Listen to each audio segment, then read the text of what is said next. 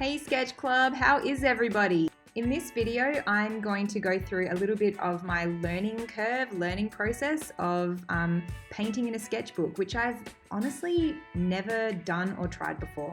With this 4-week sketch project, I really wanted to challenge myself and try and paint a little bit in my sketchbook once a week. I bought myself a sketchbook that all the pages are watercolor paper, and I would love to try and challenge myself to finish the entire book by the end of the year, but we'll see how we go. Our first week's prompt was the word grow, and I really loved the idea of a Bigfoot with a little sprout growing out of the top of his head. I bought myself these really cool pan gouache paints, which I have zero experience using gouache, so when you're learning to paint, you definitely want to choose a medium you've never tried before, because it's what smart ladies do. I expected them to work a lot like watercolors, so I have a little bit of experience with watercolors. I thought it would be super similar.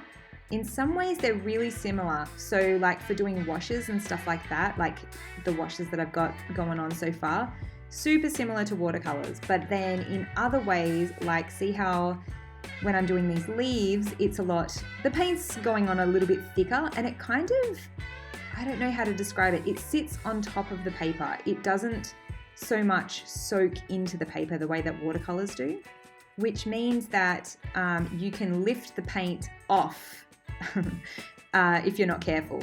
So say I'm going over the top of something that I've already painted and my paintbrush is kind of wet, I was finding that I was lifting the green leaves back off the paper, which was kind of annoying me. What I'm really excited about with learning gouache is that you can paint light colors over the top of dark colors. Because they're opaque, they work a little bit more like acrylic paints. So as far as I understand, gouache is kind of like the in-between between a watercolor paint and an acrylic paint. I really can't stand acrylic paints. It is probably because I suck at it, but also it is because I don't like how plastic they dry. I don't like that they dry sort of shiny, and I don't like that. I find it really hard to do mixed mediums with acrylic paints. What I mean by that is like using pencils over the top of acrylics doesn't really work very well, and I've heard that works beautifully with gouache. So that's why I'm pushing myself to learn this, because I'm really enjoying working with pencils. I'm enjoying working with crayons and markers, and yeah, just from watching a hell of a lot of YouTube videos, apparently these paints are good for that. See how I've got like these light colors going on top of dark? Oh God, it's so satisfying. It's really, really fun. These paints are fun to use. By this point in the process, I was kind of just really vibing and enjoying myself. I put a time lapse on, so I wasn't constantly checking my camera and moving my camera. Seriously, content creation is so frustrating because you're just constantly fucking around with the camera.